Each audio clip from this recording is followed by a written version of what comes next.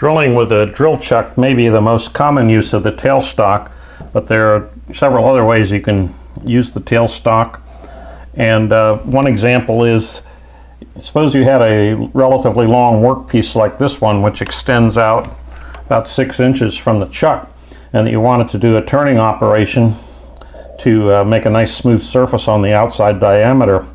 Now, if you were to bring the tool up to the end of the workpiece and advance it and just start cutting along this surface here, what would happen is that the force of the tool would press against this workpiece and actually cause it to bend away from the tip of the tool. And if you probably can't see it in the video, but as I'm pressing on this, I can actually see a little bit of flex in the workpiece. And of course, the longer or the farther out it extends, the more pronounced that bending effect is. And if you were then to turn it, instead of getting a cylinder, you would end up getting kind of a tapered cylinder, where it would be thinner at the far end and thicker at the near end, or maybe it's the other way around. Probably thicker at the far end and thinner at the near end, because it's pressing away and not removing as much metal from the far end. So in order to avoid that, which generally you would not want, and if you did want a tapered cut, that's not a good way to go about it, but we'll save that for another day. You can use what is called a dead center in the tailstock, and a dead center is just a tapered piece of steel with a 60-degree point on it, and these are pretty common. In fact, this comes as a standard accessory with the lathe, and you can lock the tailstock down and carefully snap that in place. I kind of use 2 fingers to avoid punching a hole in my palm, but there are various ways to do that. You can use a rubber mallet or something, and you don't need much force. But then you can, I've already drilled a pilot hole in the end of the workpiece using a center drill, as we demonstrated earlier, and this point is the same angle by design as that pilot hole, and so it fits right up in there. Now I lock the tailstock down, tighten it up a little bit, snug it up with the tailstock hand wheel, and then use this ram lock so that it doesn't shift out of position. Now in that configuration, it will support the workpiece, but you can see the workpiece is turning, whereas the tailstock, or the center, is fixed. And of course that is going to generate a fair amount of friction at that point of contact. So anytime you use a dead center, as we're doing here, you need to use a liberal amount of oil at that point of contact to reduce the friction, and therefore reduce the heating that would otherwise take place.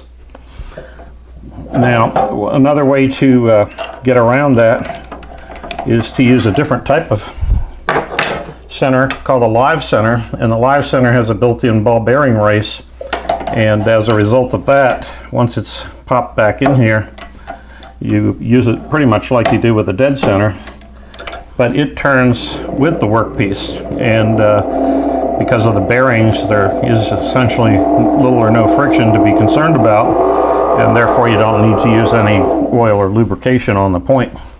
So a live center is desirable if you do a lot of this type of work. This particular one actually came as a standard accessory with my Grizzly 7x12 that I bought back around 2000. And I believe Grizzly sells these as separate accessories. You can look into that. But you'll find them at all of the major tool suppliers. But often the ones that they sell are considerably bigger and longer than this. And this one happens to be a nice size for the mini lathe. So I particularly like using it on the mini lathe because of its short size. It's just about right and doesn't take up any more of that valuable real estate between the tailstock and the headstock that we talked about. Another tailstock accessory that's useful in certain situations is this special type of live center referred to as a bullnose center, and it can be used to support a cylinder which has a wide open end that you could not use a regular live center to support. So anything bigger than maybe about a 3/4 inch diameter hole in the end is going to be too big for this type of live center, and that's where the bullnose center is very useful. So if you have some sort of cylinder that's somewhere around 1 inch to 2 inches in diameter, and you need to work on the far end of it or just support the far end of it, the right end that is, the bullnose center is a good way to do that. I wanted to mention briefly the tailstock ram locking lever, and this is used for situations such as when you're using a dead center or a live center in the tailstock and you don't want the ram to move. You can lock it down with this lever. Now obviously if you're doing a drilling operation and the ram needs to move in and out, you need to make sure this is in the unlocked position. Another tailstock accessory that I use fairly often is this tailstock die holder, and what it is used for is if you need to cut an external thread on a workpiece, you can one that can be cut with a die. You can take a round die and put it in this holder and then clamp it down with these set screws and then slide it onto this shaft. Then you, having turned your workpiece down to the correct diameter for the thread that you're cutting, you then bring the tailstock up and advance your tailstock die holder in until it starts to cut threads onto your workpiece. Now that's should be done at very low speed, probably the lowest speed that your lathe will run at, because it can move in pretty quickly. But as it reaches the end of the thread, you simply release your grip on it. Now you can also use it with a little Tommy bar type lever arm for cutting relatively deep threads.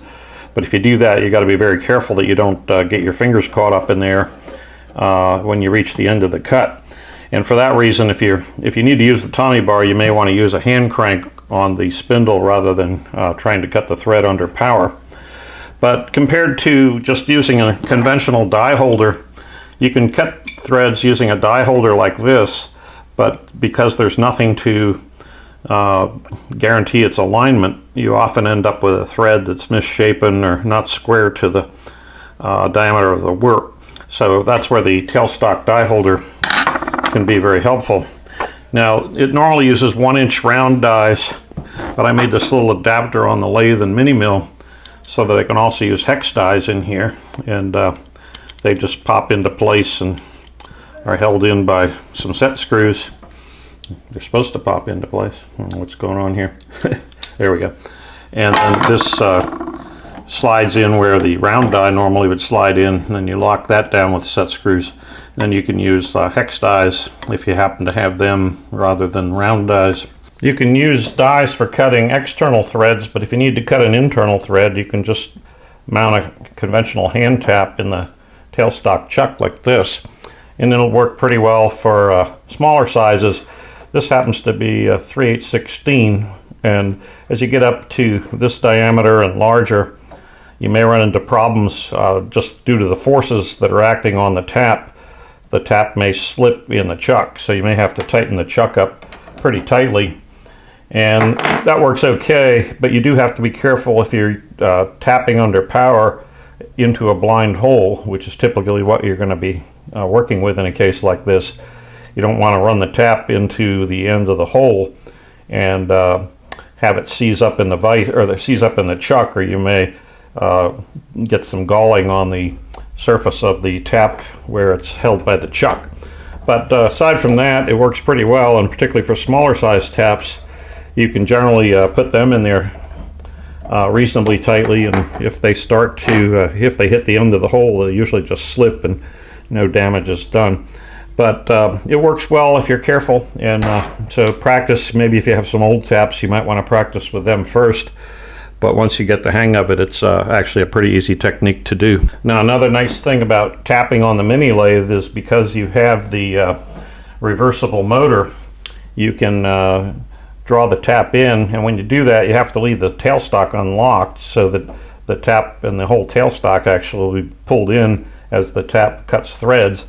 Then in order to clear the chips out, if it's a fairly deep hole, you can simply switch the lathe into reverse and the tap will back out. Now these newer versions of the mini lathe, like this one, you can switch freely between forward and reverse, and the power supply or the motor drive will automatically slow down the motor and then reverse it without any harm or risk of damage to the motor. So it's actually, let's just demonstrate that real quickly here. So here it is in the forward position, in the forward rotation, and I can just switch it into reverse, back into forward, and it's it's designed to handle that type of a transition, and so it's pretty handy when you're tapping. You do want to use a very slow speed though, probably the slowest speed that you can get, because you'll need good control. The tap can be drawn in there fairly quickly. Now as you look closely at the tailstock, you'll notice that it's actually made from two different castings. There's this base piece here, and then the upper part of the casting is actually a separate piece. And in between the two is this raised area here. And it's designed that way so that you can actually slide the upper piece inward and outward over the lower piece. And the reason for that is that you can use that to cut tapers in certain situations.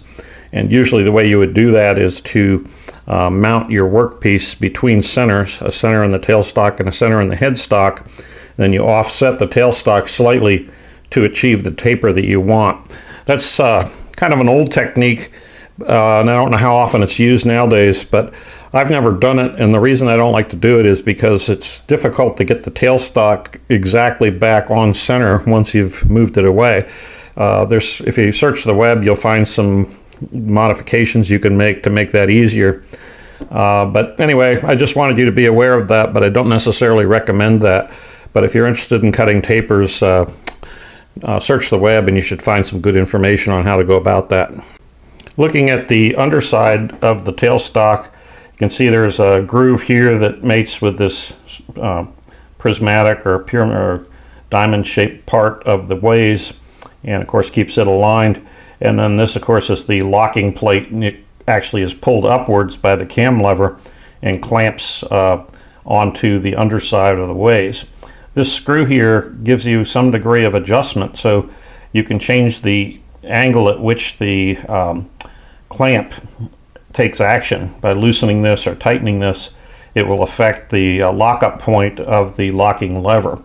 And this spring under here applies downward pressure on this plate to help to keep it from dragging when the tailstock is in the unlocked position and you just want to slide it along the ways. This keeps this metal plate from turning to a position which it might interfere with that movement. Now also under here, let me zoom in and see if we can see that a little better. There is an adjusting screw, and this screw here along with one on the back side are used when and if you decide to offset your tailstock, as I was describing a moment ago, for cutting tapers. You need to loosen this screw and a screw on the back side to be able to make that adjustment of the tailstock. But again, that's not something that I recommend because of the difficulty of getting the tailstock precisely aligned once you've done that. One aspect of the tailstock that I'm not real fond of is the fact that it has a tendency to tip forward or backward or side to side when you move it. And when you have it loosened up, it really is kind of loose and wobbly, and that's just characteristic of the way it's made. On most larger lathes, this lower casting is much more massive and longer, so you don't have that effect. But this being a very low-cost lathe, it's not made to those same heavy-duty standards. But you can avoid the tendency for it to tip if when you move it, if you grasp it lower down along the bottom here and keep a little bit of downward pressure on it. Usually that will help to avoid that tipping action. The other thing is, anytime you're going to be working with the chuck or changing tools, it's a good idea to always lock it down, then it's not going to move around. If you're trying to tap something into the taper, for example, you want to be sure this is locked down. And there again, with the quick lock lever, that's a lot easier to do than if you have to fumble around to find a wrench and tighten a nut down here. So I've been tempted to make a larger and heavier plate to replace this little plate that's down there on the bottom. I think a longer and somewhat heavier steel plate probably would help, but I haven't gotten around to doing that yet. So maybe someone will do that and report back.